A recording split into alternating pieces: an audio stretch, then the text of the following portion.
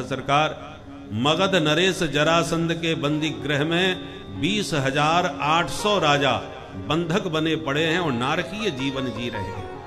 वो आपकी शरण में हैं, आप उनका उद्धार कीजिए। भगवान बोले जाइए उनसे कहिए हम बहुत जल्दी उनका उद्धार करने आ रहे हैं। और दूत जैसी गया कि नारद जी आ गए। आओ देवर्षि, कहां से आगमन हुआ? नारद जी बोले पांडवों ने राजसूय यज्ञ का संकल्प लिया है और वो आपके ही सानिध्य में संपन्न होगा। कृपा करके आप पांडवों के यहां पधारे। उन्होंने निमंत्रण दिया है। पांडवों के अलावा किसी की हिम्मत नहीं थी जो भगवान से कहते कि चूल का नोता है, परंतु केवल पांडव ही थे जो हमेशा कहते थे महाराज सपरिवार पधारिए। अब भगवान ने उनसे नारद जी से भी कह दिया कि जाइए पांडवों से कहिए हम बहुत जल्दी आ रहे हैं। अब भगवान ने मीटिंग बुलाई, हमने दोनों से कह दिया बोलो किधर जाएं। राजाओं को मुक्त कराने मगध देश जाएं कि पांडवों का राजसूय यज्ञ कराने इंद्रप्रस्थ जाएं। बलराम जी बोले कन्हैया मेरी दृष्टि से तो हमें उन राजाओं को मुक्त करना चाहिए। उद्धव जी बोले मेरी दृष्टि से हमें पांडवों के पास जाना चाहिए। क्यों? उद्धव जी ने कहा देखिए सरकार, राजसूय यज्ञ तभी संभव है जब समस्त भूमंडल के राजा स्वीकृति प्रदान करें, और मुझे पूरा विश्वास है जरासंध बहुत शक्तिशाली राजा है, वो स्वीकृति नहीं देगा। उससे युद्ध करना पड़ेगा, ये न केन प्रकारेण उसे जीते बिना राजसूय यज्ञ संभव नहीं। और जब राजसूय यज्ञ के लिए जीतना जरूरी है तो जब जरासंध जिस प्रकार भी जीता जाएगा तो राजा तो अपने आप ही मुक्त हो जाएंगे।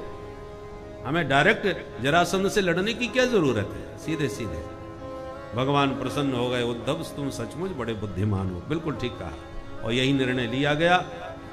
प्रद्युम्न को द्वारका की रक्षा का दायित्व सौंप करके भगवान कुछ परिकर के साथ इंद्रप्रस्थ पधारे। पांडवों ने स्वागत किया और वही समस्या सबसे पहले रखी कि सभी राजाओं ने स्वीकृति प्रदान की है छोड़ जरासंध के। भगवान बोले उससे लड़ना ठीक नहीं है, तुम एक काम करो भीम अर्जुन को मेरे साथ भेज दो, बाकी सब हम देख लेंगे। तो भीम अर्जुन और द्वारकानाथ तीनों ही पंडित जी बन करके पहुंच गए जरासंध के यहां। भिक्षाम देहि। जरासंध ने बाहर आके स्वागत किया। आइए पंडित जी महाराज, कहां से आगमन हुआ है? प्रभु को घूर के देखने लगा। पंडित जी आप कुछ जाने पहचाने से लग रहे हो। भगवान बोले भैया हम तो तेरे घर पहली बार आए। अच्छा तो बोलिए क्या चाहते हैं आप? बोले भाई तुम्हारा बहुत नाम सुन के आए कि आप ब्राह्मणों के बड़े भक्त हैं, इसलिए हम भी मांगने चले आए। बोलिए क्या चाहिए? बोले युद्धम नो देहि राजेंद्र द्वंद्वसो यदि मन्यसे। मनोरथ पूर्ण करना चाहते हो हमारा तो हमें द्वंद्व युद्ध की भिक्षा दीजिए। हम तीनों में से एक को चुन लीजिए और दो दो हाथ कर लीजिए।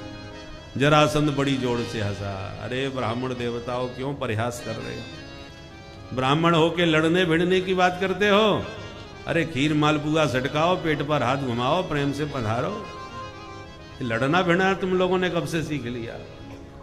भगवान बोले सुनो राजन, युद्धार्थिनो वयम प्राप्ता राजन नानन्न कांक्षिण। हमको भोजन भट्ट ब्राह्मण मत समझना, हम दो दो हाथ करना जानते हैं, इसलिए जो मांग रहे हैं वो दीजिए। युद्धार्थी हैं हम, अन्नकांक्षी नहीं है। जरासंध ने कहा यदि सचमुच हमसे तुम लड़ना चाहते हो तो पंडित जी तो नहीं हो सकते, तुम्हारे लक्षण कुछ ब्राह्मणों जैसे दिख नहीं रहे। पहले अपना ठीक से परिचय दो। मैं ऐरे गहरे नत्थु खेरे से थोड़ी लड़ूंगा, मुझे पता तो चले कि सामने वाला लड़ने लायक है भी कि नहीं। बहुत से लोग बड़े लोगों से सिर्फ इसलिए भी भिड़ जाते हैं, कम से कम हार भी जाएंगे तो नाम तो होगा कि किससे हारे, इसलिए हम फालतू लोगों से नहीं लड़ते। भगवान बोले नहीं नहीं हम परिचय देते हैं। असौ ब्रकोदरः पार्थ तस्य भ्रातार्जुनो ह्ययम्। ये ब्रकोदर भीमसेन है और पहलवान भीमसेन। नीचे से ऊपर ताके भीमसेन बेचारे चुप कि अच्छी वजह पहलवान को पंडित जी बना के बेइज्जती करवा रहे, बोले कुछ नहीं। और ये बोले तस्य भ्रातार्जुनो ह्ययम्, इन्हीं के छोटे भाई ये गांडीवधारी अर्जुन है। अच्छा, ये गांडीवधारी अर्जुन है, और तुम ज्यादा बकबक कर रहे हो, तुम कौन हो? भगवान बोले अनयोह मातुलेयम्मा, हम इन दोनों के मामा जी के लड़के हैं। जरासंध बोला तेरा कोई नाम नहीं है जो इनके मामा के लड़के का मैं गणित लगाता फिरूं।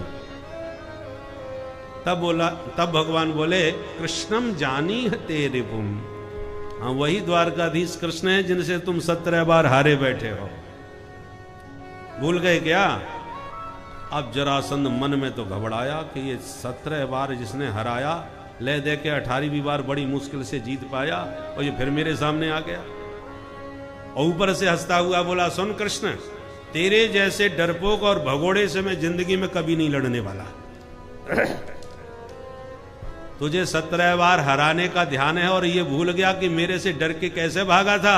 आज तक समुद्र की शरण लिए घुसा बैठा है वहां पर। न त्वया भीरुणा योत्से युद्ध विक्लव चेतसः, मथुराम स्वपुरीम त्यक्त्वा समुद्रम शरणंगतः। मेरे डर से ही तू समुद्र की शरण लिए बैठा है और मुझसे बात करता है। इसलिए न त्वया भीरुणा, तेरे जैसे भीरू से मैं लड़ने वाला नहीं। और अर्जुनो न भवेद योद्धा, ये 1.5 हड्डी का मेरे से क्या लड़ेगा अर्जुन? पर हां भीमस्तुल्य बलो ममा, भीमसेन जरूर मेरी बराबरी का, मेरे टक्कर का है, इससे मैं लड़ सकता हूं। सोई भीमसेन की छाती तन गई बारे, हमारे सामने दोनों फैल। भगवान समझ गए। जरासंध ने 2 गदाएं लाके सामने रखी, दोनों ने एक एक उठा ली, और भीमसेन जरासंध के बीच भयंकर द्वंद्व युद्ध प्रारंभ हो गया। ततश्चट चटा शब्दों, दोनों की गदाएं टकराती हैं तो इतना भयंकर शब्द होता है, चिंगारियां निकल पड़ती हैं अग्नि की। इतने भयंकर वीर थे दोनों। सुबह से शाम तक युद्ध, सूर्यास्त होते युद्ध विराम, और गदा त्याग करके दोनों गले लगते हैं, भीम और जरासंध, और प्रेम से भोजन प्रसाद पा करके विश्राम करते हैं। जहां जहां चोट लगी हो वहां मल्लम पट्टी होती है राजवैद्य के द्वारा, और सवेरा होते ही एक दूसरे के काल बन करके मैदान में उतरते हैं। 27 दिन तक यह सिलसिला चला, और 27वें दिन के युद्ध में भीमसेन की इतनी पिटाई भई कि नस नस ढीली हो गई। जैसे तैसे सूर्यास्त को प्राण बचे। अब रात में तो सब खाए पी के तान दुपट्टा सो गए खर्राटे बजा के, पर भीमसेन को तो नींद नहीं। करवट बदले दर्द के मारे इधर उधर हो गए, और मन में सोचें आज तो जैसे तैसे बच गए, अब कल क्या होगा। जब नींद नहीं आई तो भगवान को जगाए। भगवान हड़बड़ा के खड़े हो गए, अरे दादा अभी तक सोए नहीं, आराम करो तभी तो ठीक से युद्ध कर पाओगे। भीमसेन बोले कन्हैया तुम बड़े छलिया हो, एक बात बताओ, हम लोग 3 इकट्ठे आए थे और तुम दोनों ने मिलके मेरे को भिड़ा दिया। दिन भर मेरी पिटाई देखते हो, रात में तान दुपट्टा खर्राटे बजाते हो, मुझ पर क्या बीती है कभी सोचा आपने? भगवान बोले दादा धीरे बोलो, वो पास में ही सो रहा है, कहीं सुनेगा तो क्या सोचेगा, ये महान वीर आप जैसे कैसी भाषा बोल रहे हैं, और फिर हम कल के बच्चे आप जैसे वीर को हम क्या समझाएं। भीमसेन बोले कन्हैया मुंह पे कृपा कर भैया, मेरे प्राण बचा, वो चाहे तो रात में ही भाग चले यहां से, कल की बिल्कुल गारंटी नहीं है। प्रभु समझ गए कि अकल ठिकाने आ गई। भगवान ने पूरे शरीर पर हाथ फेर के कहा दादा चिंता न करो, सवेरे तक ठीक हो जाओगे। प्रभु का करस्पर्श होते ही सारी पीड़ा शांत हो गई। भगवान बोले युद्ध तो करो पर थोड़ा हमें भी देखा करो भाई, तुम तो भिड़ ही रहे हो, हमारी तरफ देखते ही नहीं। ठीक है, 28वें दिन के युद्ध में हर दाव पेच पर भगवान की ओर निहारते हैं भीमसेन, और जब जब निहारते हैं तभी एक तिनका उठा के भगवान चीर के रख देते हैं बार बार। भीम संकेत समझ गए, ऐसा दाव मारा कि धम्म से नीचे गिरा, और जैसे ही गिरा कि तुरंत दौड़ के उसके पैर को अपने पैर से दबा लिया, और दूसरे पैर को दोनों भुजाओं से पकड़ के ऐसा झटका मारा कि गुदतः पाटयामास शाखा में व महागजः, जैसे गजराज वृक्ष की शाखा को चीर देता है, ऐसी जरासंध को बीच में से चीर के 2 टुकड़ों में दूर फेंक दिया। अब भीमसेन अट्टहास करके गर्जना करने लगे कि अचानक दोनों टुकड़े खड़े हुए, आपस में मिले, और जरासंध फिर गदा लेके तैयार। अब तो भीमसेन की आंखें फटी रह गई, प्रभु ये क्या बला, ये तो मर के फिर जिंदा हो गया।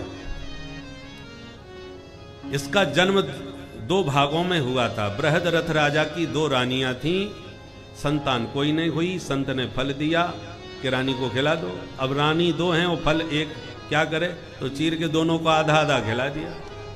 तो दोनों के बच्चे हुए पर आधे आधे हुए। तो आधा बच्चा समझ करके मरा मान करके जंगल में भिगवा दिया। जरा नाम की राक्षसी ने दोनों टुकड़ों को जोड़ करके उसी बालक को जीवन दान दिया, इसलिए उसका नाम जरासंध पड़ा। आज भगवान ने पुनः तिनका उठा के चीर के विपरीत दिशाओं में टुकड़ों को फेंका, और उसी संकेत पर पुनः उसी विधि से जरासंध को चीर के विपरीत दिशाओं में जब उन टुकड़ों को फेंका तो दोबारा जरासंध जीवित नहीं हो सका। बोलो भक्त वत्सल भगवान की जय। जरासंध का पुत्र सहदेव भगवान की शरण में आया तो भगवान ने उसे मगध नरेश घोषित कर दिया और बंदी गृह में जाके सभी राजाओं को बंधन मुक्त किया। सभी राजाओं ने भगवान की स्तुति करी। कृष्णाय वासुदेवाय हरये परमात्मने प्रणतः क्लेशनाशाय गोविंदाय नमो नमः। हे कृष्ण, हे वासुदेव, हे हरि, हे प्रणत जनों का क्लेश हरने वाले प्रभु, आपके चरणों में बारंबार प्रणाम है। ये भागवत का सबसे प्रिय मंत्र माना जाता है। हमारे श्री देवरहा बाबा सरकार इसको बहुत गाते थे और सबको सुनाते थे, सबको यही देते थे। जहां जहां उनके मचान हैं वहां पर यह जरूर लिखा रहता है। सुखदेव जी कहते हैं, राजन, अब विशाल यज्ञ पांडवों का प्रारंभ हुआ। भूमंडल के समस्त राजा, समस्त महात्मा, साधु संत सब इकट्ठे हो गए इंद्रप्रस्थ में, दिल्ली में। बहुत विशाल आयोजन। अब प्रश्न खड़ा हुआ, इस महायज्ञ में प्रथम पूजन किसका किया जाए? तो सहदेव ने उठ के कहा, मेरी दृष्टि से तो भगवान द्वारकाधीश से श्रेष्ठ कोई नहीं। पितामह भीष्म ने अनुमोदन करते हुए कहा, बिल्कुल ठीक कहा, सहदेव है तो बालक परंतु है बड़ा बुद्धिमान, इस नाम का कौन विरोध करेगा, इसलिए मैं समर्थन करता हूं। अब पितामह भीष्म की मोहर लग जाए तो किसकी हिम्मत जो विरोध कर जाए। करतल ध्वनि से प्रस्ताव पारित हो गया और प्रभु का प्रथम पूजन पांडवों ने प्रारंभ किया। जैसी पूजन प्रारंभ हुआ कि उसी सभा में बैठा था शिशुपाल, उसके तन बदन में आग लग गई है। वही श्रीमान जी हैं जहां दूल्हा बन के बारात लेके हम गए और दुल्हन को ये उठा के ले गए। आज मेरा मौका है, मैं इसको छोड़ूंगा नहीं। उठ के खड़ा हुआ और जो गालियां भगवान को सुनाई, ईशो दुरत्ययः काल इति सत्यवती श्रुति वृद्धानामपि यद बुद्धिर बाल वाक्येर विभिद्यते। मैंने अभी तक सुना था कि काल बड़ा बलवान होता है, समय की बलिहारी, वो आज मैं देख भी रहा हूं। इस ग्वारिया का आज इतनी बड़ी सभा में प्रथम पूजन होने जा रहा है। ये सहदेव बच्चा है और ये भीष्म भी बुढ़े हो चुके हैं और दोनों की बुद्धि बराबर होती है, पर आप लोगों ने बिना सोचे समझे कैसे इस नाम को स्वीकार कर लिया। अब पांडव तलवार तान के खड़े हो गए, हमारे प्रभु का अपमान। तो शिशुपाल के भी समर्थक बहुत से लोग खड़े, बहुत से राजा खड़े हो गए कि नहीं नहीं, अभिव्यक्ति की आजादी होनी चाहिए, ये स्वतंत्र देश है, सबको अपनी बात कहने का अधिकार है, हम शिशुपाल के साथ हैं। तो भगवान समझ गए ये तो यज्ञ युद्धस्थली बनने वाला है और युद्ध भी सामान्य नहीं, विश्व युद्ध छिड़ेगा, क्योंकि विश्व की सभी शक्तियां एक साथ यहां विराजमान हैं। तो भगवान ने अपने ही बांधवों को, अपने ही पांडवों को शांत कर दिया। भाई बैठो बैठो, कोई बात नहीं, कोई पराया नहीं है, हमारी बुआ का लड़का है, मेरा भाई है, इसलिए भाई होने के नाते हम दोनों में द्विपक्षीय वार्ता चलने दो, हमें तीसरे पक्ष की जरूरत नहीं, हम दोनों भाई भाई आपस में निपटेंगे, तीसरे को किसी को बीच में आने की आवश्यकता नहीं है। तो जब भगवान ने पांडवों को बैठाया तो शिशुपाल के भी समर्थक बैठ गए शांत, पर शिशुपाल शांत नहीं बैठा, वो गाली पर गाली देता गया, गोविंद खड़े खड़े गिनते गए। जहां 100 गाली पूरी हुई, भगवान बोले, सावधान शिशुपाल, तुम्हारी मां मेरी बुआ, मैंने उन्हें वचन दिया था कि तुम्हारे 100 अपराध क्षमा करूंगा, वो मैंने वचन निभाया, पर अब एक शब्द भी मत बोलना। पर ये कहां रुकने वाला था? जहां 101 गाली हुई, शिरक्षुरांत चक्रेण जहारा पतितम रिपो, एक क्षण में सुदर्शन चक्र प्रकट हुआ और शिशुपाल का सिरोच्छेद कर दिया। एक दिव्य प्रकाश निकल के भगवान के चरणार बिंद में समा गया। सारी सभा स्तब्ध रह गई। जितने दुष्ट राजा आंख दिखा रहे थे शिशुपाल के समर्थन में, वो एकदम जैसे सांप सूंघ गया हो, सब शांत बैठे रह गए। आपस में इशारे में बोले, गड़बड़ करेंगे तो यही हालत अपनी भी हो सकती है, बोलो मत, जो हो रहा है होने दो, बाद में देखेंगे। एक शब्द भी किसी के मुंह से नहीं निकला।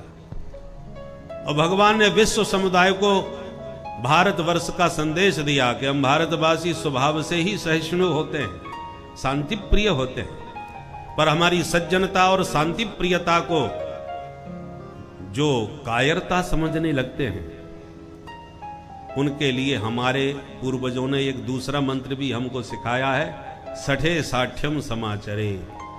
जो जिस भाषा में समझता हो उसे उसी भाषा में समझाना चाहिए।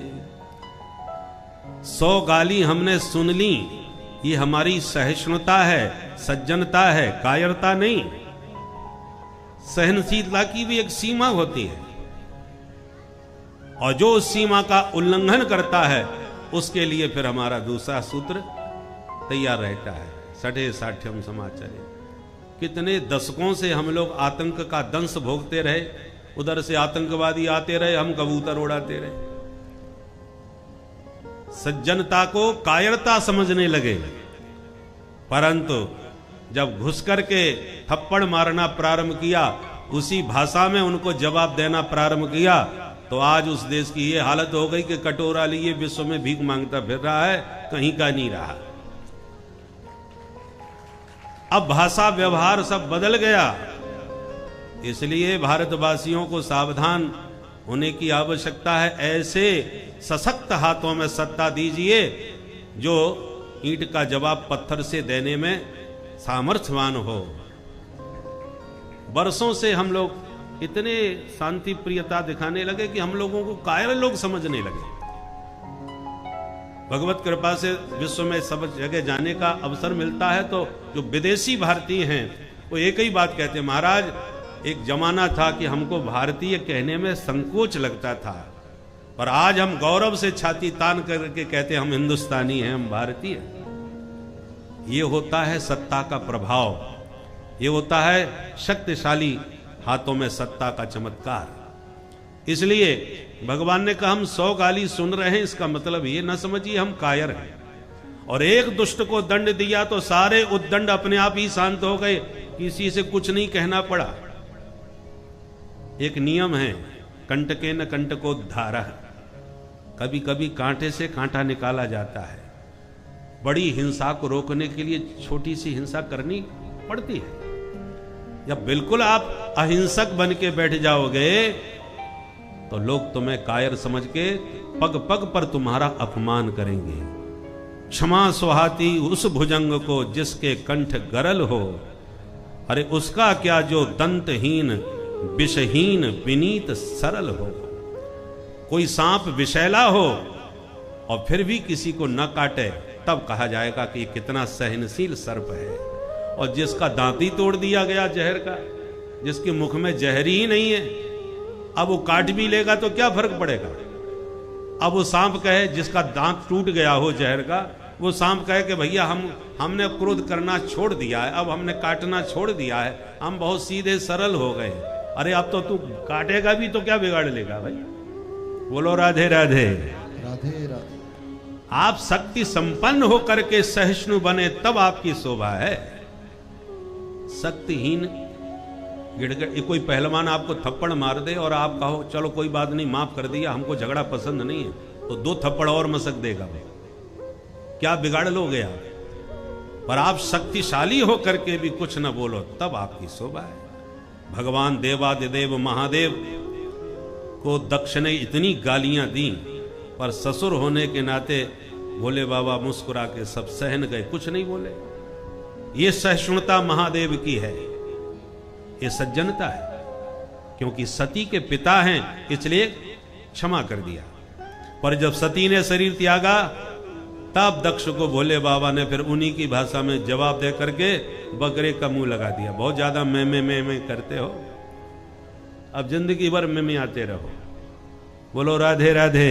राधे राधे। इसलिए सहिष्णुता की भी एक सीमा होनी चाहिए। बहुत सीमा से ज्यादा आप सहनशील बनेंगे तो लोग आपको सताएंगे, जीवित नहीं रखेंगे। एक महात्मा जी ने एक सांप को वैष्णव बना दिया, था खतरनाक, कईयों को काट चुका था, परंतु महात्मा के संपर्क में आया तो महात्मा ने उसको समझा दिया, देखो बेटा आज के बाद आप वैष्णव बन गए हो, भक्त हो गए हो, किसी को काटना मत। ठीक है गुरुजी, आपकी आज्ञा।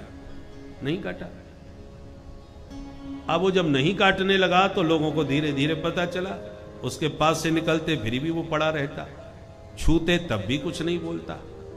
अब सबको धीरे धीरे विश्वास हो गया कि इसने काटना छोड़ दिया। परिणाम क्या हुआ? बच्चे उसके साथ खेलने लगे, अपने गले में डाल करके घूमने लगे, कोई इसकी उस इज्जत ही नहीं रही। छोटे छोटे बच्चे लिए घूम रहे हैं।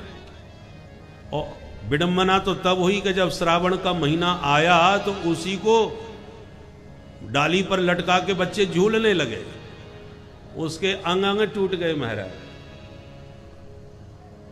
2-4 महीने बाद जब गुरुजी वापस गांव में आए तो सोचा चलो चेला से मिल चले। जब चेला के पास पहुंचे तो चेला की तो दुर्दशा हो रही थी, अंग अंग टूटा, बेचारा घायल।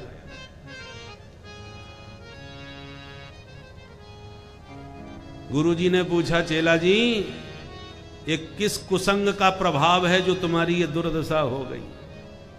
चेला बोला, गुरुजी कुसंग से नहीं, ये सत्संग से दुर्दशा भई हमारी। जब मैं खतरनाक था मेरे आसपास तक भी कोई नहीं आता था, इतना भय मेरा क्षेत्र में व्याप्त था। पर आपका सत्संग क्या मिला कि आपने मना कर दिया किसी को मत काटो, और ये सबको पता चल गया तो देखो हमारी क्या दुर्दशा हो गई। तब गुरुदेव ने कहा, बेटा तूने सत्संग का सही से मतलब नहीं समझा। मैंने काटने को मना किया है, फुसकारने को मना थोड़ी किया था।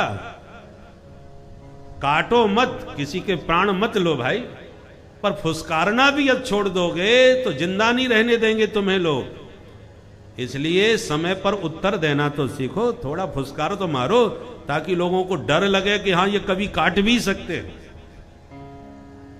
शास्त्र की शांति प्रिय भाषा सदैव बोलोगे, लोग तुम्हें कायर ही समझते रहेंगे, तुम्हारे देवी देवताओं का अपमान यूं ही होता रहेगा। पर जब भी कोई अपमान करे तभी जब फुसकार भरी आवाज सनातनियों की निकले, ताकि शत्रु पक्ष को, विपक्षियों को, विधर्मियों को पता तो चले कि यदि ये ज्यादा संगठित होकर के फुसकारने लगे तो कुछ भी हो सकता है। डर तो होना चाहिए, और डर ही निकल गया कि ये तो बड़े शांति प्रिय है, तो तुम्हारा और तुम्हारे देवी देवताओं का सदैव अपमान इसी प्रकार से होता रहेगा। बोल सनातन धर्म की जय। इसलिए भगवान प्रेमियों के लिए यदि मुरली बजाते हैं तो दुष्टों के लिए सुदर्शन चक्र भी घुमाते हैं। सब जगह एक भाषा नहीं चलती, जो जिस भाषा को समझे आप वहां वही भाषा प्रयोग कीजिए। तो इस प्रकार से सुखदेव जी कहते हैं, परीक्षित हरि अनंत, हरि कथा अनंता।